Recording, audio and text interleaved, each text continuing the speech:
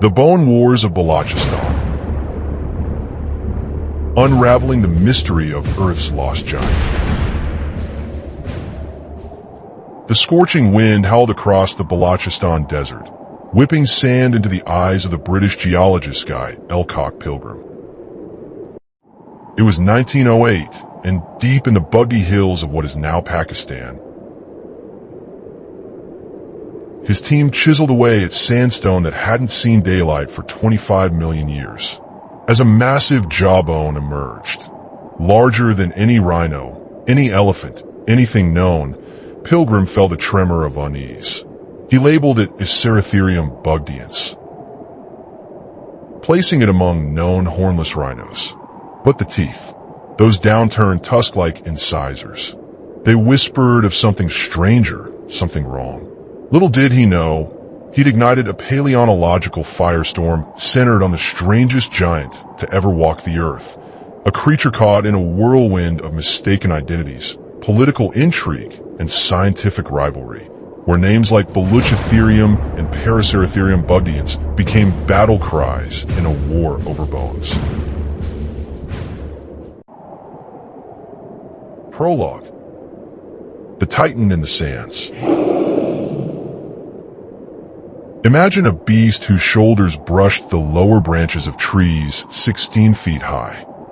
A creature whose neck stretched longer than a man is tall, ending in a skull nearly 5 feet long, sporting not horns but dagger-like incisors and a mysterious, trunk-like upper lip, weighing 15 to 24 tons.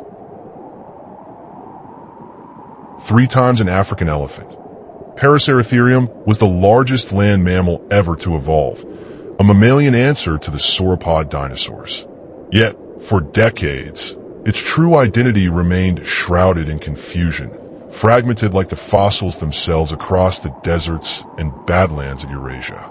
Its story is not just one of ancient ecology, but of human obsession, error, and the thrilling quest to name a monster. Birth of a Beast. The Naming Rights War. 1908 to 1923. Dera Bugti, Balochistan, 1910. Clive Forster Cooper, a brash young paleontologist, arrives hot on Pilgrim's trail. Examining Pilgrim's fossils and new, even larger bones, a colossal atlas vertebra, an ankle bone like a carved stone, he feels a jolt of recognition. This was no ordinary rhino. Its down-earned lower tusks defied classification. With dramatic flair, he dubs it Paraceratherium, near the hornless beast. But the desert had more secrets. In 1913, his team uncovers even more massive fragments, leg bones thick as tree trunks. Convinced he's found a distinct, larger genus, he names it Thaumastotherium osborni, Osborn's wonderful beast, honoring the powerful American Museum president, Henry Fairfield Osborn. The first twist. Disaster strikes. Thaumastotherium is stolen, preoccupied by a hemipteran insect.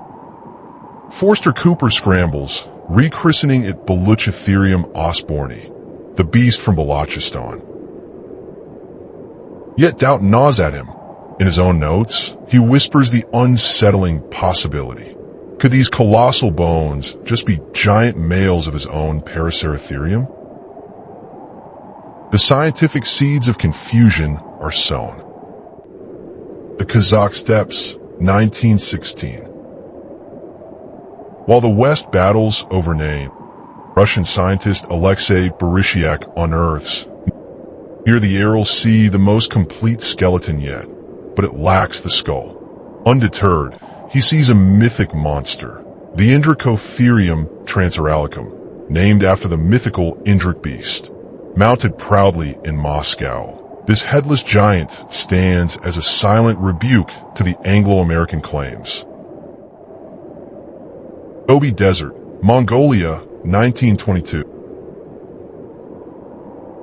Roy Chapman Andrews, a real-life Indiana Jones, leads the American Museum of Natural History's mega expedition, 75 camels, 3 cars, slogging through dunes. Cameras amaze natives.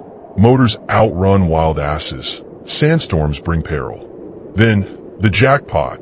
A near-perfect giant skull, molars the size of a human fist, and leg bones like fossil tree trunks. But the body? Scattered in 1,000 useless fragments.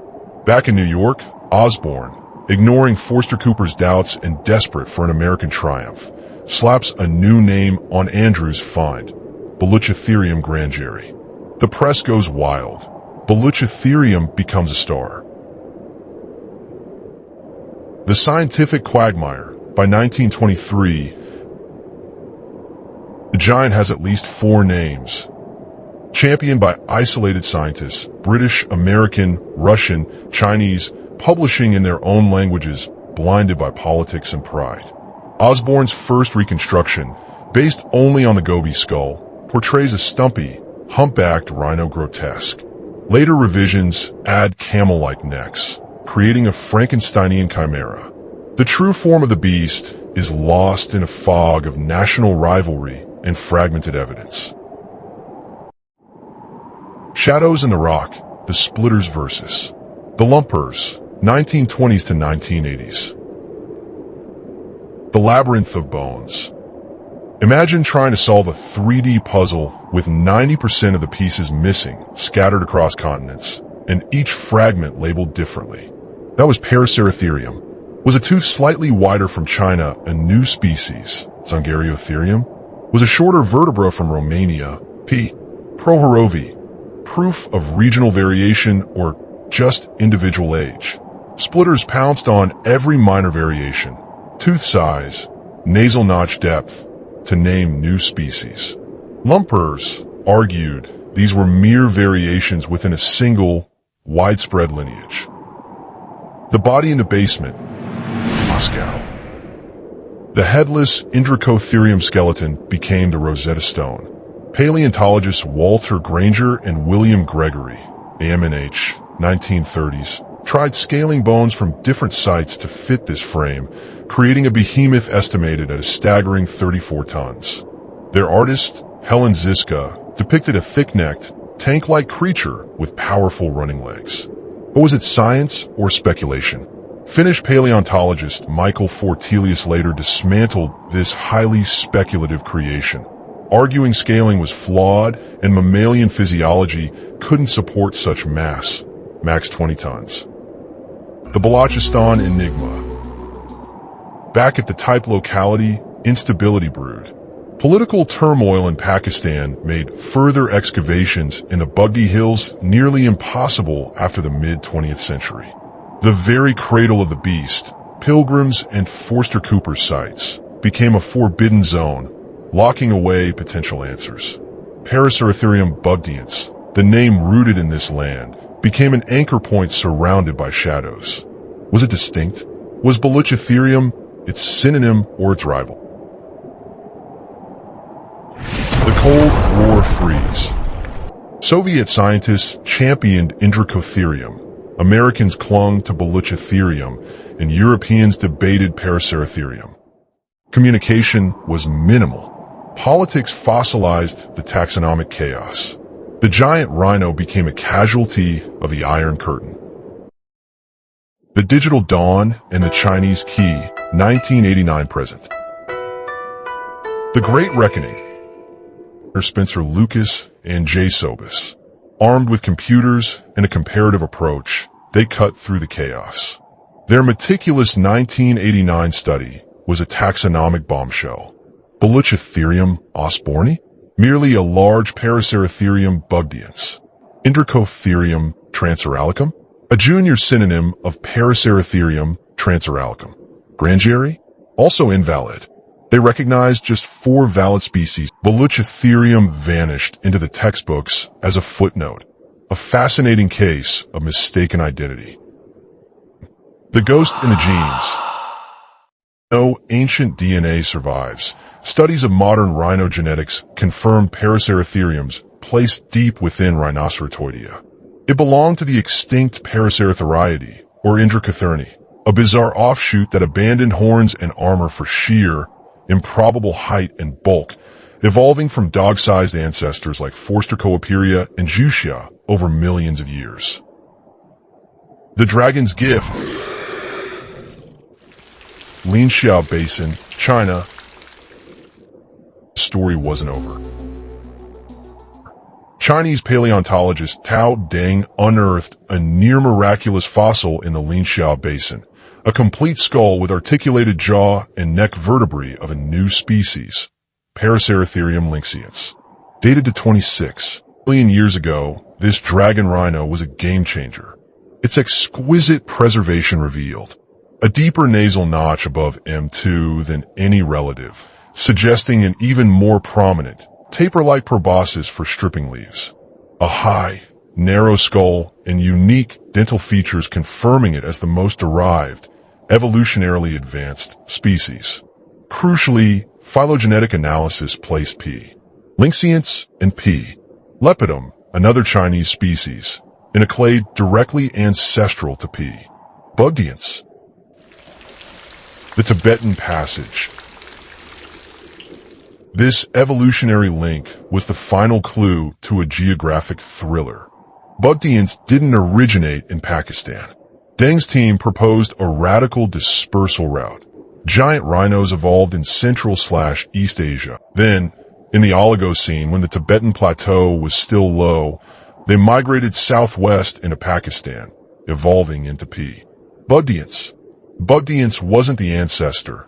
It was the endpoint of a westward expansion through a Tibetan corridor that later vanished under the rising Himalayas. The beast from Balochistan was an immigrant. Epilogue.